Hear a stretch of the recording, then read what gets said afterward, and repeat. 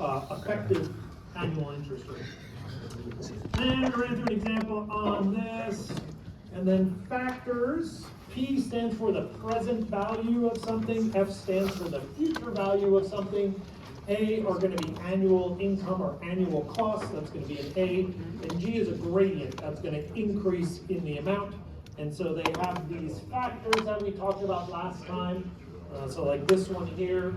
You can think of this first thing as a fraction. So if I have a future value, P over F means I want to know the present value given the future value at an I% interest rate for n periods. That's how I would read that. And then you have A's. And these are what are tabulated in these tables here.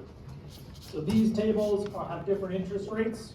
So it's 1.5%, 2%, 4, 6, 8, etc.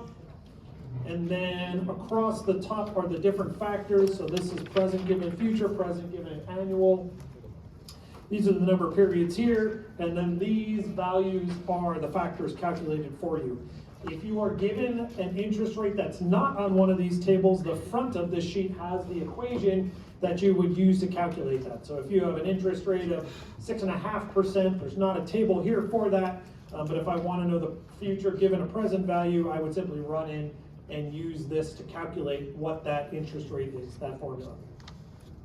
Okay, so that's these sheets. These sheets will be, how am I going to do this next quiz? I guess I'm just going to provide these sheets for you. So bring these sheets, or I'll have extra copies of these sheets on your table when you're doing the next quiz. That way you can use those sheets.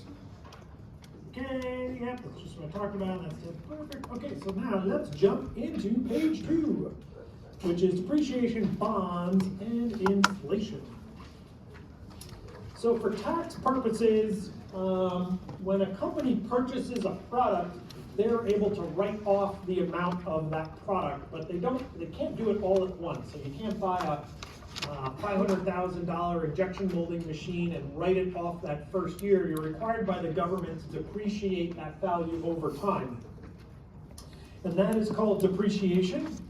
And so using a straight line depreciation, what you're going to do is you are going to take the D. D is the depreciation in year J, so that is depreciation. Depreciation in year J. There we go. C is my initial cost. SN is my salvage value at year N. Well, and N is the life of the product.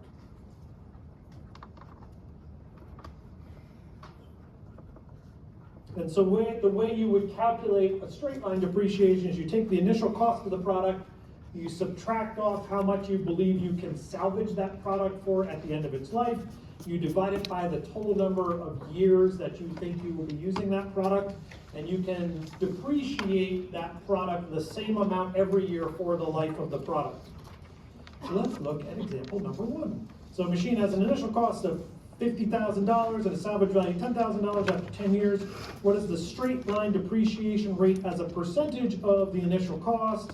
So I would calculate my initial, my depreciation here as, I'm just using this equation right up here.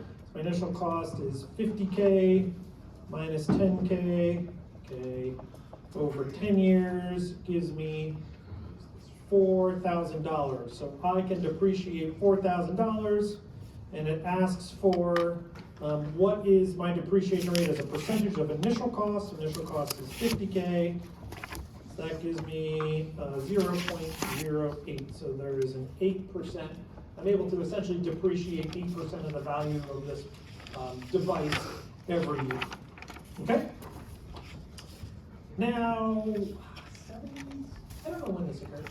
Any business majors in here know when we switched? So the United States no longer uses straight line depreciation. We use what's known as macros, 70s, 80s, maybe the Reagan thing? I can't remember, but nobody uses straight line depreciation anymore. Depreciation is now done using a graduated amount of depreciation, which makes these problems more complicated.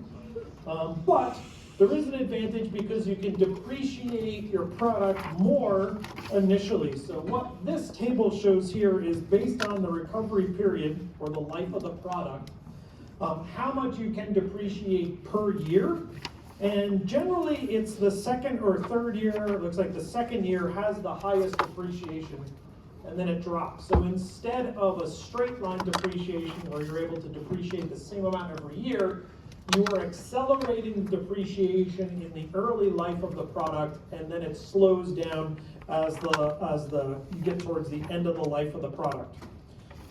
The other thing is that in MACRS, which is the Modified Accelerated Cost Recovery System, you ignore the salvage value. So you ignore the salvage value. Ignore salvage value.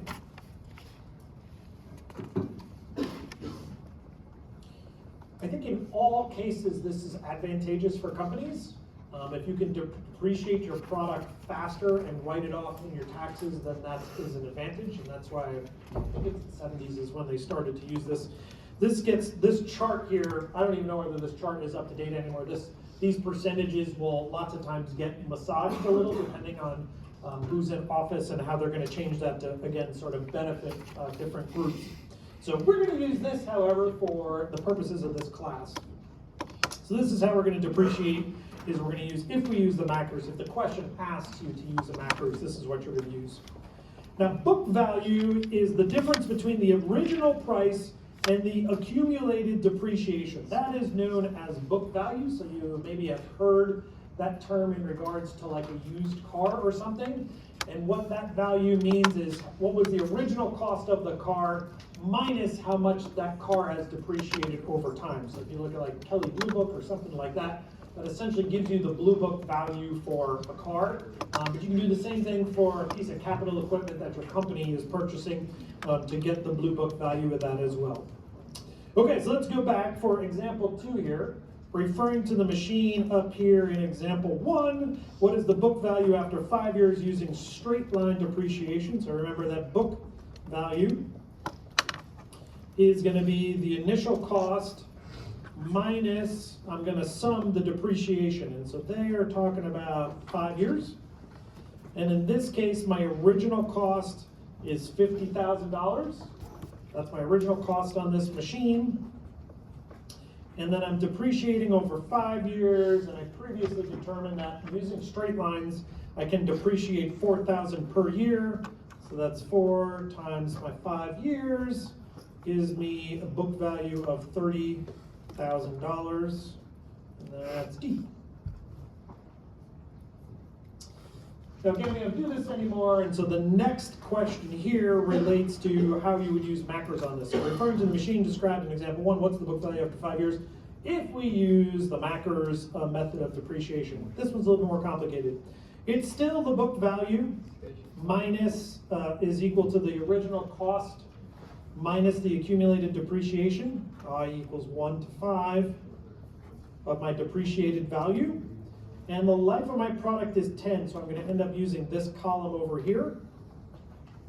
And you're typically going to kind of write this out in a table, or you can just add up the factors. That works too. I'm going to write it out so that we can kind of see what's happening here, and then you can simplify that. So in year 1, my factor is 10, so I have a 10%, and so I can depreciate $5,000 in year 1. Remember that in a straight line, in a MACRS, the amount I can depreciate has nothing to do with salvage value. It's just original cost. So this 10% is on the original cost. So I can depreciate my piece of equipment by $5,000 the first year. In the second year, I'm now looking down to the second number, it's 18. I can depreciate it an additional 18%. That's 9K. This is dollars. Year 3, it's 14.4%. That comes to 7.2K. And you would just keep going down here. And if I add up all of the depreciation, so you would do 4 and 5, the total amount I can depreciate and just add up the depreciation over time, it's $31,550.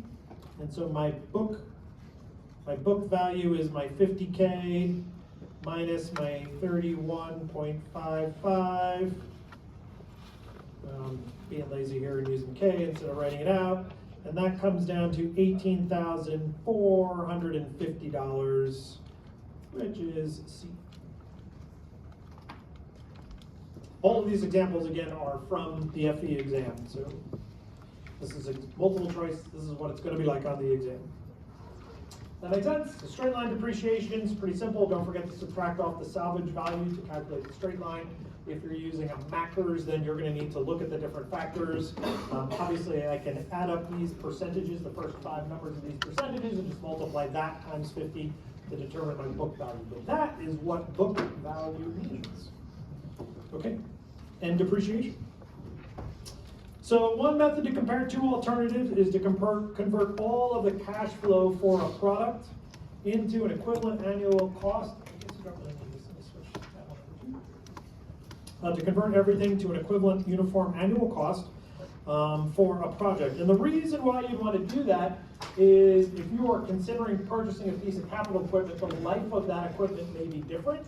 So I maybe am going to could buy a piece of equipment that's going to last 5 years, but then there may be a competing piece of equipment that we think is going to last 8 years. And so if I can't just look at the initial cost of that, I need to somehow figure out how to kind of evenly compare those two things. And one of the things we would do is compare the uniform annual cost for each of those products to make a decision as to which one we would want to go with. So we're going to take our costs and we're going to kind of stretch them out and imagine that we distribute those costs over typically the life of the product. And because we're talking about costs, we treat costs as positive. So a positive number in this case is a cost. So here's an example. I'm trying to install a new pipeline, either 80 millimeters or 120 millimeter pipe. These are my different values here. I got a variety of things occurring. The initial cost is more for the 120 millimeter pipe. Service life is the same, but my salvage value is different. My maintenance cost is a little bit different, and my cost to pump per hour is also a little bit different. And so I need some way to kind of compare these two things evenly. The two questions here, 4 and 5, one is about the 80 millimeter pipe, the other is about the 120 millimeter pipe. I'm just going to do the first one. You can do the second one. I'll tell you what the answer is for the second one, and you can do the second one on your own, just to make sure that you know how to do this. We're also going to assume an 8% annual interest rate for this one. So the EUAC for my 80 millimeter pipe. So again, what I'm going to do is I'm going to take everything that relates to what I know about this product and stretch them out yearly. So this 1,500 initial cost, that's a present value. So I want to convert that to an annual cost divided by present value at 8% for 12 years. Again, that's a cost. I then have a $400. That's annual maintenance. That's a cost. So I'm just going to add that $400. That is already a yearly cost. What's my next thing here? My next one here is I have $2.50 pump cost per hour. I'm going to multiply that times the 600 because I'm pumping for 600 hours per year. And again, that is already an annual cost. So I'm going to do 600 times 2.5. That's going to be my annual cost. So these are all my costs. Those are positive. But I'm going to have a salvage value of $200. So my salvage value would be an income. So I treat that as a negative value. That's going to be minus $200. And this is an annual. I want to spread that over an annual amount, but that is a future value. So it's A over F at 8% for 12 years. And then I run the numbers here. So it's 1,500. This A given P, 8%, 12. I have a 0.1327 plus 400 plus 1,500 is 600 times 2.5 minus 200, and this factor is 0.0527. And that gives me a value of 2,080, yeah, 2,089 would be my annual cost to operate the 80 millimeter pipe. So that's going to be this right out here. This one is 1,456. So again, if you want to just do this one on your own to make sure you understand how to do that, you should get 1,456.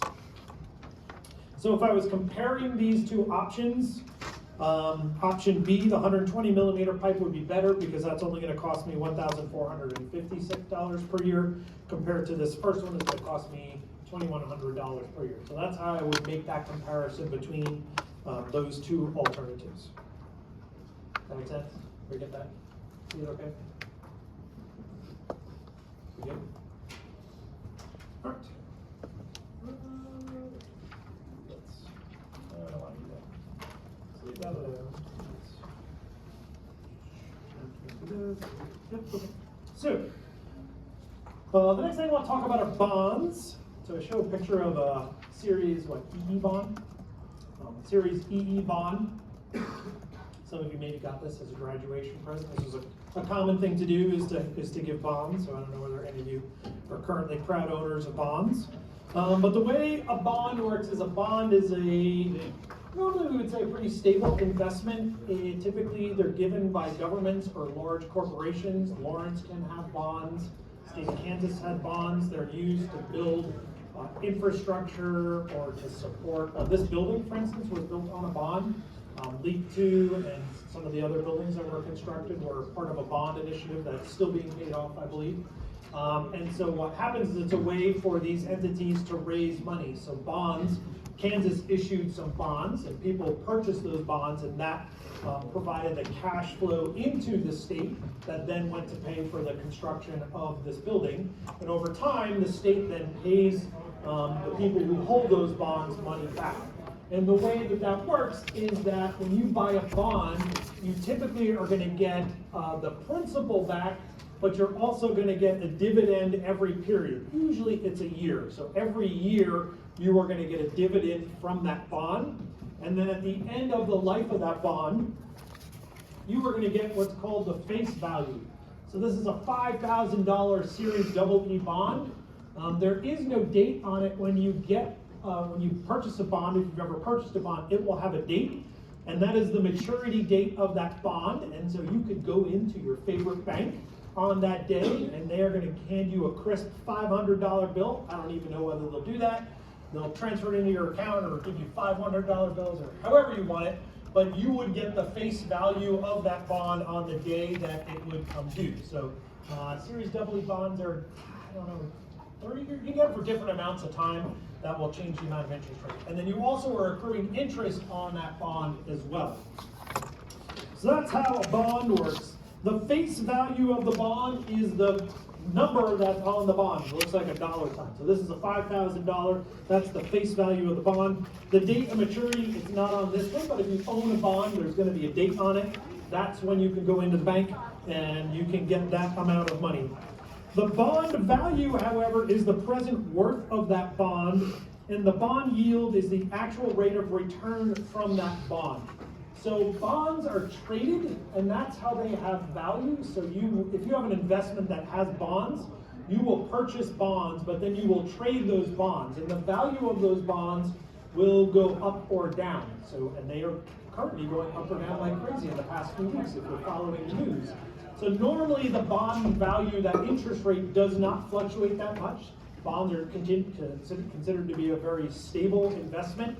So they're not going to go up a whole lot, but they're also not going to go down a whole lot. And so when the economy is jittery and the stocks are going down, the value of that bond will increase because it's a stable investment. When we're all making 20% in our NVIDIA stock and Apple stock and everybody's feeling great, then the value of a bond goes down. It's not worth very much because we can get a lot more in other investments. When things are jittery, and the market's going up and down based on things that are going on in the world, right? Lots of times people will turn to bonds because they're going to be pretty stable. Does that all make sense? And so the bond value actually dropped last week, and that was one of the things that led to a flurry of activity at the federal government level, because the bonds are also a measure of our confidence in those entities. So when people are buying U.S. bonds, that is an indication of their confidence in the American economy, or if they're buying bonds for the state of Kansas or for Lawrence or something, that usually is a measure of how confident people are in that entity. When people are selling off their bonds, right, then the value of the bond tends to decrease, and that is generally a measure of how confident people are in that entity. So that, again, was in the news recently, whereas normally bonds are not in the news very much. Let's run this problem here. So if I have a $1,000 face value bond and it pays dividends of $110 at the end of each year, if the bond matures in 20 years, what is the approximate bond value at an interest rate of 12% per year, compounded annually? Another way to ask this question is, how much would you be willing to spend for this bond, right? So can I get you to buy a bond given this sort of thing here? Would you give me $5,000 for this bond? Probably not. Would you give me $1,500 for this bond? You're gonna get $1,000 in 20 years, and you get $100 every year. Seems like a good deal, right? Let's see what the actual present value of this bond is. So I want to know P. I'm looking for the present value. I'm going to get $110 per year. So what is the present value of that annual? And we're going to do 12% per year, which is awesome. We're going to do that over 20 years. That's the life of the bond. Okay, so that's my dividends. And then I have the face value is $1,000. That's $1,000. That is a future value, right? So I'm going to know what is the present value given the future value at 12% for 20 years. So make some number crunching here. This is 7.4694. This is 1,000 and 0.1037. I have a question mark by this number, but I'm going to assume that it's correct. Somebody told me it's not correct. And that comes to $925. So if you were to go into a bank and purchase this bond, this is perhaps what they would charge you for that bond. They would charge you $925 because they believe that is the present worth of this bond given all these other things. So that would be that value B right there. Okay.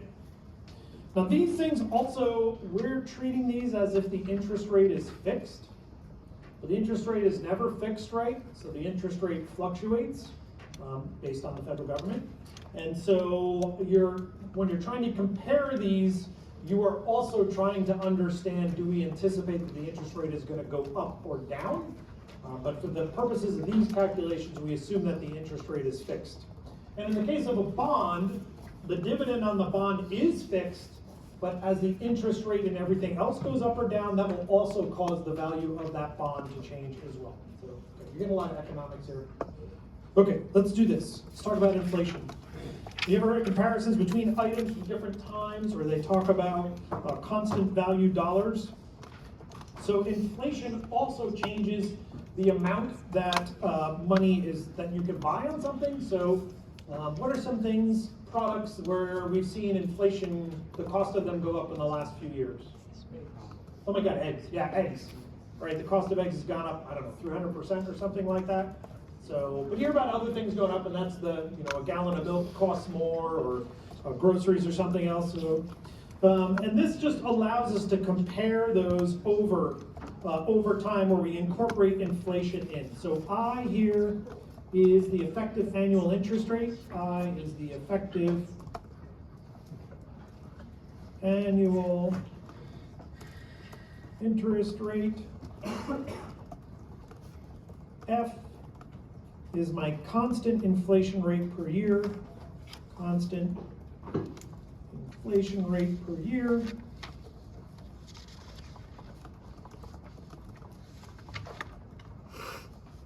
And D is my interest rate adjusted for inflation. My interest rate adjusted for inflation. Adjusted, that's a U, for inflation. So what's the inflation rate at now?